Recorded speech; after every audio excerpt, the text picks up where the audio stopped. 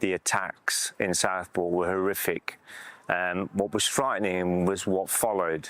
The mobilisation of the far right on the social media, using social media for misinformation, mobilising people to attack mosques, mobilising people to attack hotels where asylum seekers and refugees were housed, watching city after city being attacked, mobs, almost like lynch mobs, attacking hotels, setting fire to bins, literally breaking down windows to get into hotels, refugees and asylum seekers having to barricade them into their rooms, into their hotels, fleeing for their lives. The atmosphere was frightening and toxic, something I'd not seen on British streets before. It all started with messages on the WhatsApp group, and everyone was panicking and scared to go out. And because there was an incident that they didn't even know who's the suspect, but they're presumed that it's going to be Muslim and it's going to affect them, because there was some rumors the perpetrator was a Muslim. So every woman, especially who look Muslim, they were very afraid and very scared for their lives. The far right were planning to come to Nottingham, and at about 2 or 3 days' notice, assisted by the trade unions, especially, who were absolutely fantastic in the work that they'd done. Stand Up to Racism organised a counter demonstration. Now, the far right were planning to meet in the market square, and I think about 200 of them turned up. But before they turned up, we started our unity rally. We build our counter demonstration as a unity rally, because we wanted to bring the good people of Nottingham together. And I remember watching it and feeling powerless at first, and thinking how big, how dangerous and how frightening it was. But automatically, that leads to having to defend your communities, and it led me to, again, link with the activists that will always defend refugees. We'd been doing a lot of work around supporting refugees and asylum seekers in Loughborough, around the detention centres and the planned trips to Rwanda. We'd had a lot of success in stopping those flights to Rwanda. So we were quite confident that when it came to mobilising to defend those hotels, we could do it. However frightening at first, it was important to get out and mobilise. There was a gathering in Nottingham of the far right. Information started filtering through about a week before the gathering happened, and at first I wasn't sure if it was legit, if it was rumours or whatever, and it wasn't until about 3 days before that I was contacted by Orville from Stand Up to Racism to say, yeah, this is going ahead, and asked me if I would say a few words there, which I did, and they had a couple of other speakers.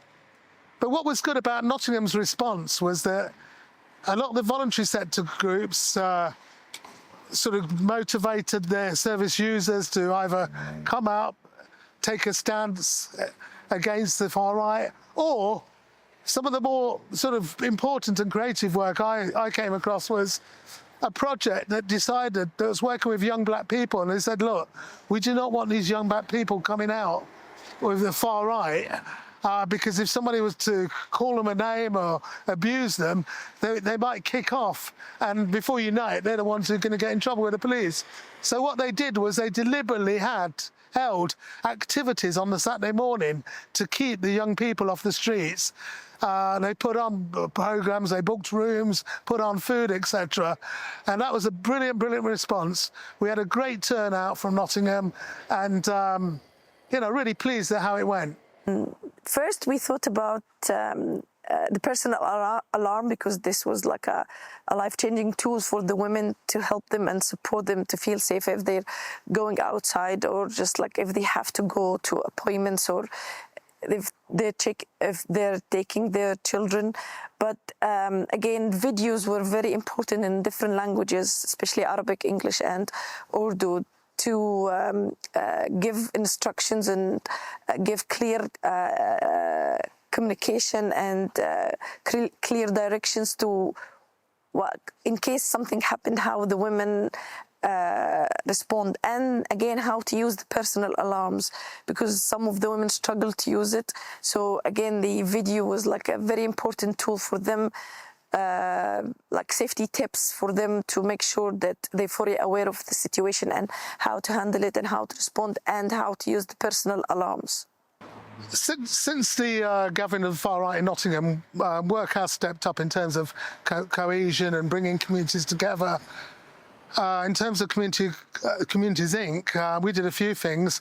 One of them was produce this postcard, which has 4 tips to become an ally to vulnerable people. And it's not rocket science, really simple things like, you know, smile at somebody. If you see somebody who, you know, who may be at risk on a bus, you know, for instance, if there's a Muslim woman with a scarf on or something, you know, go and sit next to them, so show some solidarity, say hello, you know, and, you know, hopefully this is still ongoing. This, you know, we don't have to wait until we have a disturbance to do this sort of work. Whatever size your counter demonstration is, the fact that you have an opposition keeps them on the back foot. If you have no opposition, they can feel much more confident. It builds much more confidence in other groups. They spread those images. They want to spread it on social media. They are running the streets. They're taking the streets. They're going to reclaim back Britain, whatever that looks like, whatever that means. But if you have a counter demonstration, it means the police have to mobilise. If you have a counter demonstration, then it means that they have to think about their strategy, and they have to worry about which city they're going to. So they shouldn't really be worrying about how many people are going to oppose in every city. And standing up to defend your community and your city and your friends and your family always makes you feel better. Always makes you feel that you've done something to be proud of. And that's part of being an anti-racist, anti-fascist, being part of anti-racist organisations. You feel better, you feel more human, that you're defending not just your own community, but you're defending refugees and asylum seekers who have been scapegoated by these groups, but also by governments. What gives me hope is that Nottingham is largely a cohesive city. People do actually mix together, and at times of crisis, like with the uprising of the far right, people will come along and support each other, you know, stand shoulder to shoulder.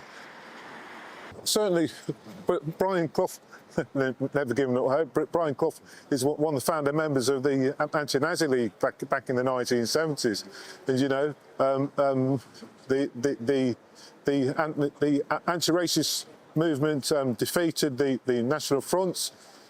Back in the 1970s, we defeated the British National Party in the 1980s, and I'm convinced that we will be able to defeat the scourge of the far right that are tarnishing our streets today.